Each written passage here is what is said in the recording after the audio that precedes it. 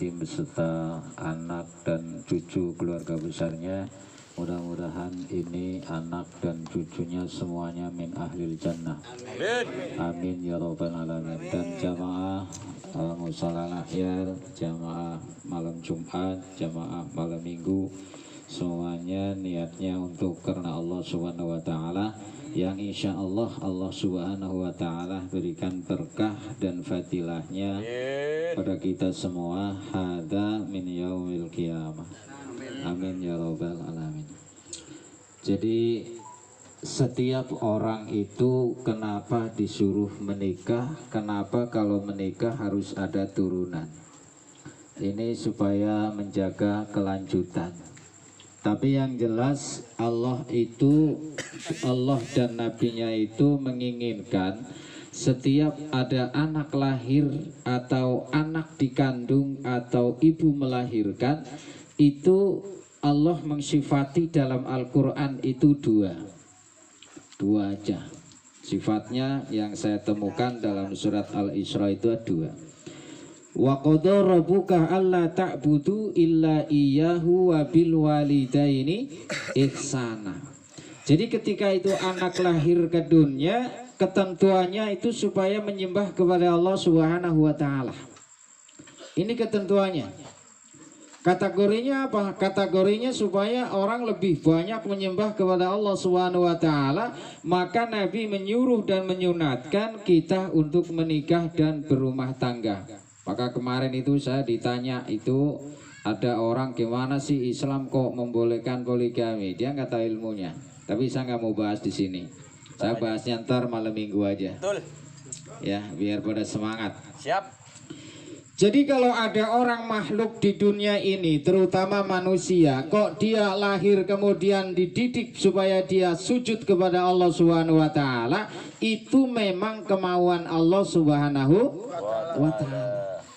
Tapi kalau kemauannya setan, enggak. Sebaliknya, Allah menciptakan manusia, mengutus manusia, kemudian menghidupkan manusia supaya sebanyak-banyaknya itu manusia tidak sujud kepada Allah Subhanahu wa taala. Itu maunya setan.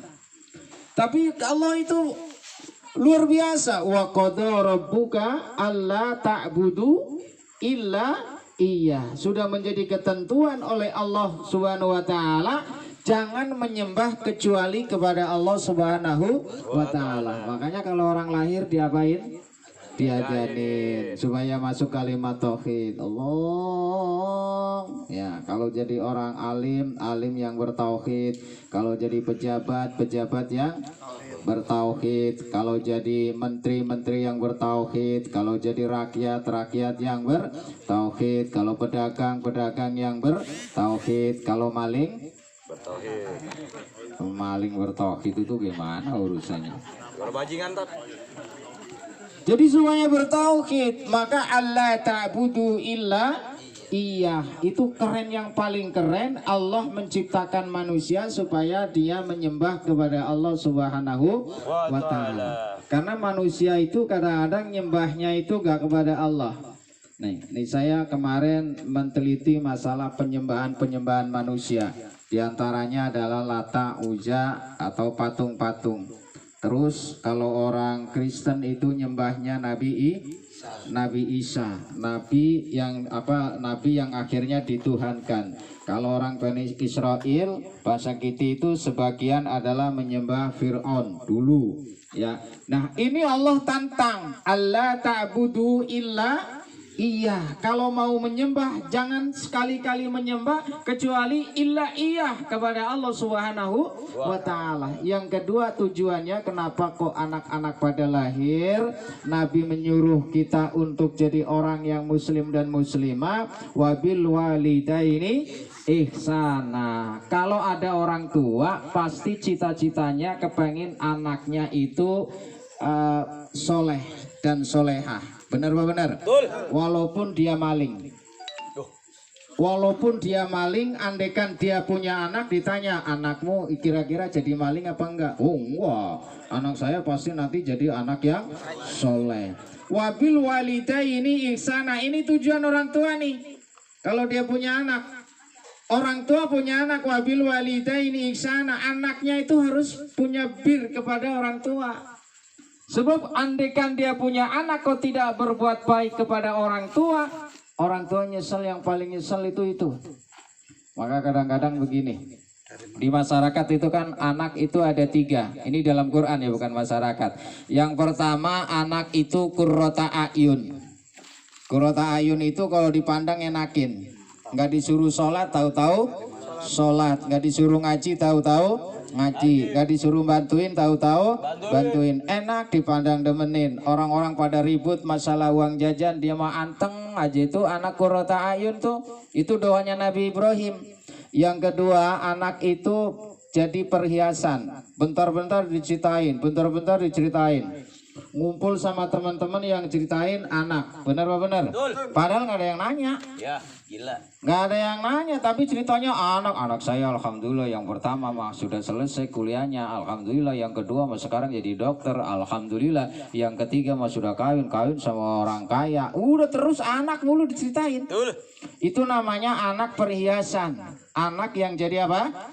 Perhiasan, nyenengin tapi diceritain, emang nyenengin. Kenapa? Karena tahu anaknya bawa mobil baru, terus pokoknya macam-macam. Tapi urusan agama nol. Makanya banyak anaknya jadi dokter, orang tuanya meninggal. Ketika meninggal, yang tahlilin orang lain, yang bacain orang lain, yang mandiin orang lain. Karena anaknya cuma jadi apa? Perhiasan. Yang ketiga, anak itu dalam Quran disifatin jadi fitnah. Ya. Jadi fitnah. Kenapa jadi fitnah? Kalau ada ayam hilang, itu yang dituduh si anu. Ada yang kayak gitu kan? Ada kambing hilang yang dituduh si anu. Ampe janda hamil yang dituduh si anu. Ini anak yang jadi fitnah ini. Ribut di mana-mana, yang bikin ribut anaknya si Anu. Saya kagak nuduh, saya kan cuma si Anu doang. Iya, si Anu doang. Bikin masalah di masyarakat, yang bikin masalah anaknya Anu. Masya Allah, itu terjadi, si Anu itu kenal dan terkenal, tapi jadi fitnah. Akhirnya si Anu bapaknya itu ditarik kepolisian, guncingin sama masyarakat gara-gara punya anak si Anu. Masya Allah, jangan deh kalau yang si Anu begitu mah ya, jangan ya. Yang keempat, yang terakhir, anak itu penghalang ibadah. Ada mau sholat enak-enak, anaknya datang ya, kemudian dia naik ke meja. Ketika mau naik ke meja, kira-kira mau jatuh, sholatnya diterusin apa nulungin anak? Ini anaknya itu seleketan di meja, kenceng di atas, gura-gura minggir-minggir, hawanya mau jatuh. Kira-kira sholatnya diterusin apa nubruk anak? Nubruk anak. Nah, ribet kan urusannya kalau udah ketemu anak. Bukan wali. Ya. Tulungin anak. Kenapa? Ya ayyuhalladzina amanu la tulhukum amwalukum wala auladukum min dzikrillah. Hai orang-orang yang beriman, lu punya anak, punya, lu punya harta, punya. Jangan sampai anakmu itu menghalangi zikirmu kepada Allah Subhanahu wa taala. Tapi ya begitu tadi, habis bikin kopi, panas banget. Sholat bapaknya, kopinya ditaruh di meja. Anaknya datang, kira-kira itu kopinya dipindahin apa nerusin sholat? Kan panas banget tuh kopi. Wah, ini bocah kalau guna kopi lu gimana itu? Ya udah mikir kan? Mikir kan? Pasti dipindahin. Ya, pindahin. Biasanya begitu. Itu berarti anak yang menghalangi zikir kepada Allah Subhanahu wa taala. Makanya punya anak ini susah, tapi alhamdulillah. Jadi saya tekniknya begini, Pak. Kalau anak lahir, kemudian diajarin la ilaha illallah, dia bisa kalimat Allahu Akbar, itu orang tua mesti bangga.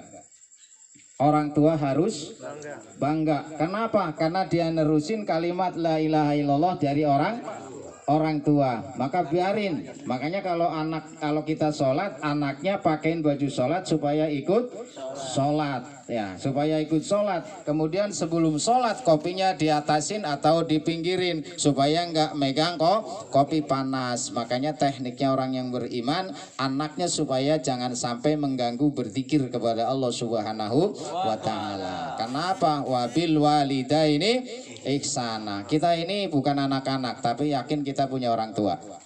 Benar apa benar? Saya bukan anak-anak, tapi saya punya orang tua. Berarti saya masih punya kewakilan, masih punya dalam kategori wabil walidaini ihsana. Berbuat baik kepada kedua orang tua. Lalu sifatnya bagaimana? Banyak. Jangan ngomong jangan kemudian jalan di depan orang tua main gijro-gijro. Jangan kemudian nyela. Banyak sekali sifatnya supaya jadi anak yang baik. Tapi yang jelas Allah Subhanahu wa taala memberikan kita anak itu supaya bisa bertakbir kepada Allah Subhanahu wa taala. Yang pertama wala budu illa iya, jangan menyembah kecuali kepada Allah. Itu anak kita mesti diajarin. Yang kedua wabil walidaini ihsana. Terima kasih. Wabillahi taufiq wal hidayah. Assalamualaikum warahmatullahi wabarakatuh.